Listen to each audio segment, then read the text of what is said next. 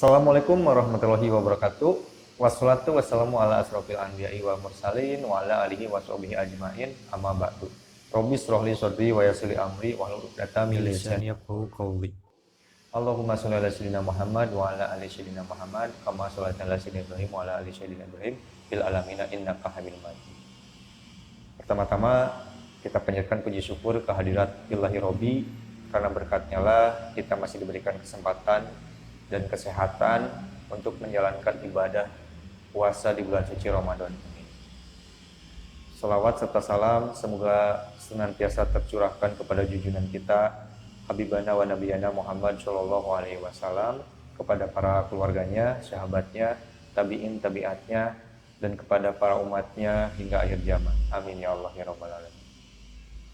Anak-anakku yang Bapak banggakan, pada hari ini insya Allah kita akan membahas mengenai keutamaan membaca Al-Quran. Allah menurunkan Al-Quran kepada umat manusia melalui Nabi Muhammad SAW sebagai kitab suci terakhir untuk dijadikan pedoman dan petunjuk hidup. Bagaimana kita tahu itu sebagai petunjuk kalau kita tidak membacanya? Makanya dengan membacanya, insya Allah kita akan tahu apa kandungan yang terdapat di dalam Al-Quran tersebut.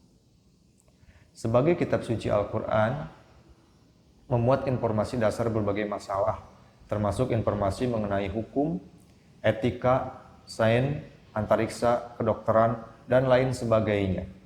Hal ini merupakan salah satu bukti bahwa Al-Quran memang mengatur segalanya. Al-Quran akan memberikan syafaat pada hari kiamat bagi siapa saja yang membacanya.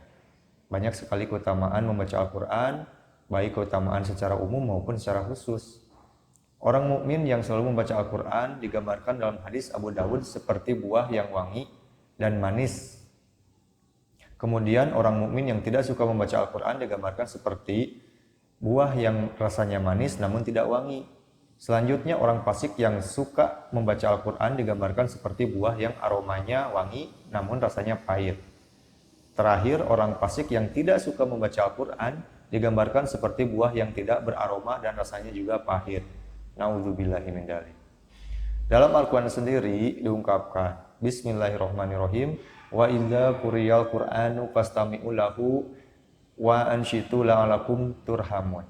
Yang artinya, dan apabila dibacakan Al-Quran, maka dengarkanlah dan diamlah, kamu mendapat rahmat. Quran Surat Al-A'raf ayat 204. Menurut para ulama tafsir, adanya perintah menyimak bacaan Al-Quran berarti adanya perintah untuk membaca Al-Quran. Jika kita mendengarkannya saja sudah mendapatkan rahmat, apalagi kita yang membacanya.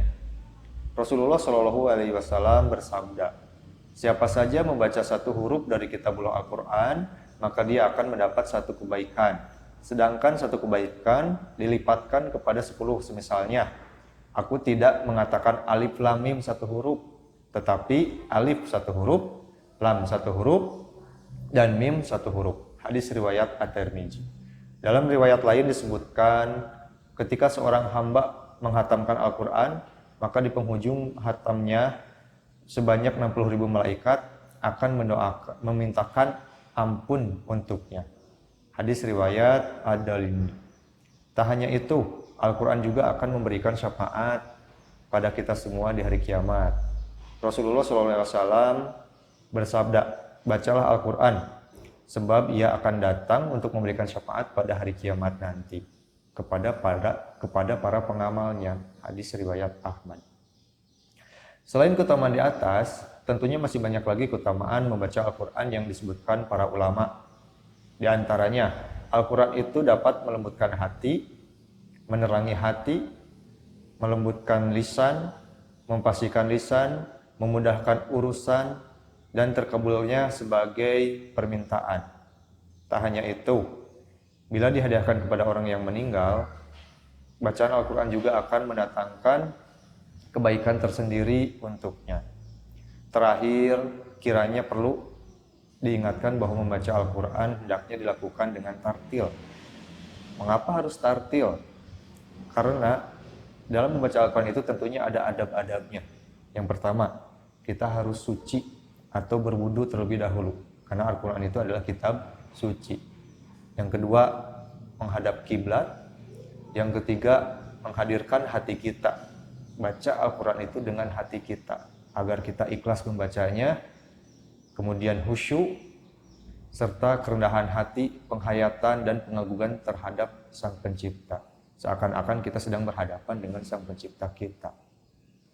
Saking pentingnya memenuhi tartil dan adab membaca Al-Quran, Ibnu Abbas pernah berkata, satu surat yang aku baca dengan tartil lebih aku sukai daripada membaca seluruh Al-Quran tanpa tartil.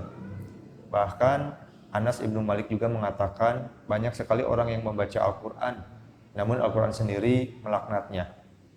Loh, kenapa Al-Quran melaknatnya? Dijelaskan lagi oleh para ulama bahwa membaca Al-Quran yang dilaknat oleh Allah itu adalah yang membacanya asal-asalan tanpa adab. Wallahu a'lam bishawab. Jadi intinya dalam pembahasan hari ini, anak-anakku sekalian, kita jangan jauh dari Al-Quran.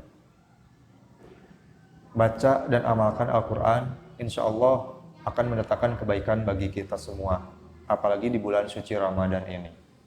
Baik anak-anakku sekalian, mungkin hanya itu saja yang bisa Bapak sampaikan untuk kesempatan kali ini. Dalam hal ini, kita sama-sama saling mengingatkan dalam kebaikan, khususnya untuk diri sendiri dan umumnya untuk kita semua. Dengan ini Bapak mengajak kepada semuanya, mari kita baca Al-Quran. Karena Al-Quran itu bukan dibaca dalam waktu yang luang, tetapi kita sempatkan untuk membaca Al-Quran.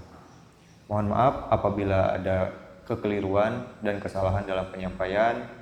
Semoga kita bisa menjadi orang yang soleh dan solehah. Undur maqala wala tandur maqala.